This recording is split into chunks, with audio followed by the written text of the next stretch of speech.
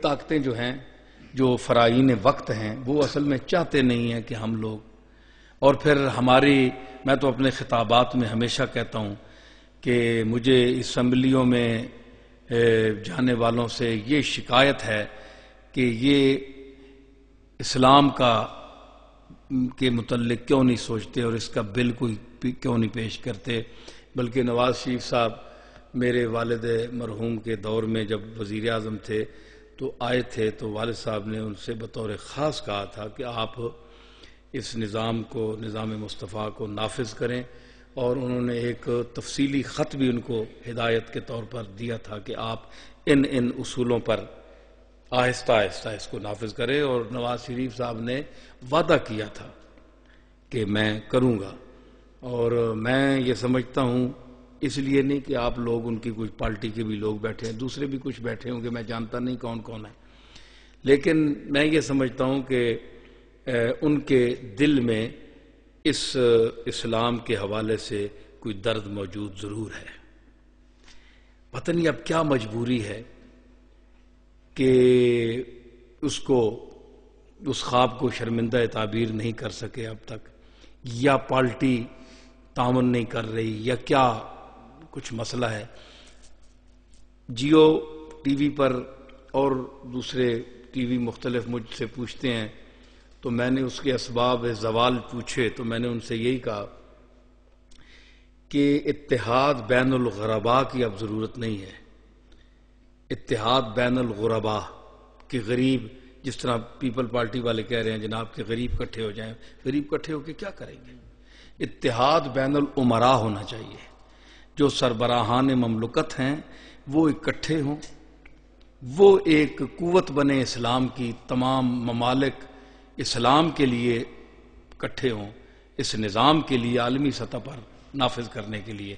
اور وہ اسی وقت ہو سکتا ہے جب لیبیا اور یہ سعودی عرب اور یہ ممالک جو ہیں، یہ اپنے انفرادی جو ان کے مقاصد ہیں، دوسرے ملکوں سے کسی سے تیل لینا ہے، کسی کی گیس لینی ہے، تو ان کی وجہ سے یہ ان کے وہ نیچے گھسے ہوئے ہیں، خوشامد کرتے ہیں اپنے ملکی مفادات کے لیے، تو اللہ اور رسول کو انہوں نے چھوڑ دیا، سب نے بشمول پاکستان کے سب چھوڑ دیا۔ تو نہ سعودی عرب چل رہا ہے، اب دیکھیں اسرائیل میں کیا ہو رہا ہے، کیا ہم کوئی بے غیرت ہیں مسلمان؟ کیا ہو رہا ہے وہاں، اور کھل کر وہ ظلم کر رہے ہیں، لیکن ہم سب بیٹھے ہوئے ہیں۔ کیا انہوں نے کوئی زیادہ گناہ کیا ہے؟ ہم کوئی نیک پاک لوگ ہیں؟ میرا خیال ہے پاکستان جتنا گناہگار ہے اتنا تو کوئی ملک ہے ہی نہیں۔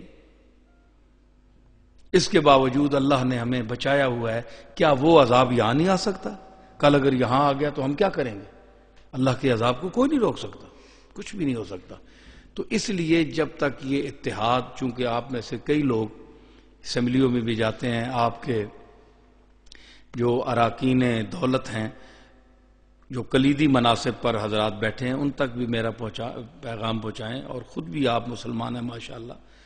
تو اللہ اور رسول، قانون قرآن جو ہے، رسول اللہ کا جو نظام ہے، یہ ایک درد اٹھنا چاہیے، اور جب تک یہ نہیں ہوگا خدا جانے ہمارے ہاتھ سے پاکستان بھی نہ چلا جائے۔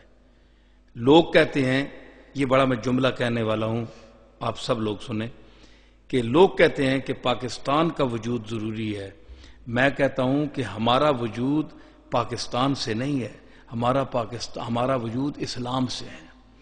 قرآن نے، دیکھیں علامہ اقبال نے کیا کہا تھا، ایک دوسرے مسلک کے مولوی صاحب ہیں، میں ان کا نام نہیں لیتا، وہ ہم اثر تھے علامہ اقبال کے، تو اس نے کیا کہا کہ سرود بر سر ممبر کے ملت از وطن است، انہوں نے خود ہی لے لیا، زدیو بند حسین احمدی چے بولا جبیست۔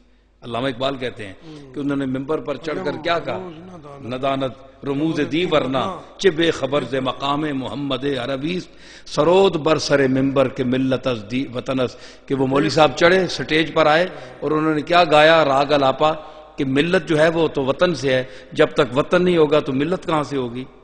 علامہ اقبال نے کہا چے بے خبر ز مقام محمد عربیست، وہ ملا کتنا بے خبر ہے مقام محمد عربی سے، وہ وطن پہلے کہتا ہے کہ وطن ہوگا تو پھر عوام وہاں ہوگی، پھر انسان زندہ رہیں گے، نہیں۔ اقبال نے کہا نا بمصطفیٰ برسا خویش را کہ دیں ہمہ اوست، خطہ نہیں چاہیے ہمیں، اپنے دل کو، اپنے ذہن کو حضور تک پہنچاؤ، اپنی عقیدت کا مرجع، اپنے اخلاص کا، محبتوں کا مرجع حضور کو سمجھو، ہیں جی بمصطفیٰ بے رساں خویش را کہ دین ہمہ اوس، کہ تمام مکمل دین حضور کا تعلق ہے۔ اگر بہو نہ رسیدی تمام بولا حبیس، اگر حضور سے تمہارا تعلق نہیں ہے تو پھر نہ کسی خطے کی ضرورت ہے۔ ہندو بھی تو رہے ہیں نا، اتنا عرصہ یہاں ہندو رہے ہیں آباد، اب بھی جو ہندوستان میں ہندو موجود ہیں، پاکستان میں وہاں مسلمان بھی موجود ہیں، تو کیا وہ اس سے زیادہ ہیں؟ 30 کروڑ 40 کروڑ سے زیادہ ہیں۔ میں بھی کچھ عرصہ پہلے ہندوستان ہو کر آیا، وہاں کے حالات بھی مجھے پتہ ہیں، کچھ جو لوگ ملے ہیں، تو کیا وہ وہاں سانس نہیں لے رہے؟ کیا وہ وہاں زندہ نہیں ہیں؟ کیا وہ نمازیں نہیں پڑھتے؟ تو ہم اگر یہاں اللہ نے ہمیں ملک الگ دیا ہے تو ہم نے کیا کون سی یہاں کوئی نئی بات کی ہے؟ اللہ کے دین کی خدمت کیا کی ہے؟ 50-60 سال ہو گئے ہیں۔ تو یہ بڑا لمحہ فکریہ ہے۔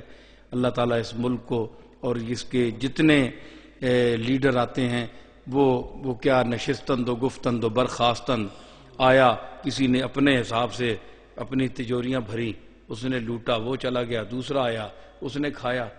تو یہ ایک لوٹ گھسوٹ ہے، اس میں نہ کوئی ملک ہے، نہ کوئی ملت ہے، نہ اسلام ہے، نہ دین ہے۔ اور پھر اللہ تعالیٰ دیکھیں مسلط ہے ہمارے سامنے، افغانستان کے حالات دیکھیں، سر پر ہے، امریکہ سر پر ہے، خوف ہمیں کھا گیا ہے دشمن کا، ہمارے اندر ایمان ہی نہیں رہا۔ اللہ نے فرمایا کہ جو مجھ سے ڈرتا ہے اس کو کسی سے نہیں ڈرنا چاہیے۔ سب سے بڑی ذات اللہ کے بعد حضور علیہ الصلوۃ والسلام کی ذات ہے۔ آپ سے بڑھ کر کوئی دنیا میں کوئی محترم شخصیت نہیں ہے اللہ کے بعد، لیکن ہمیں حضور کے لیے بشمول سید الانبیاء یہ حکم کہیں نہیں ہوا کہ رسول اللہ سے تم ڈرو۔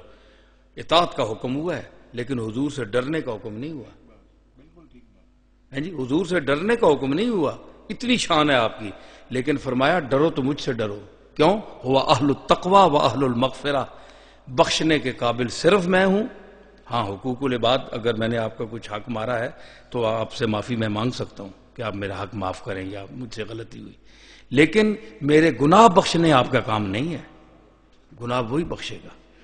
تو وہ تقوی ڈرنے کے قابل بھی وہی ذات ہے اور بخشش کے قابل بھی وہی ہے۔ یہ چیز ہے جی، اللہ تعالیٰ بس سمجھ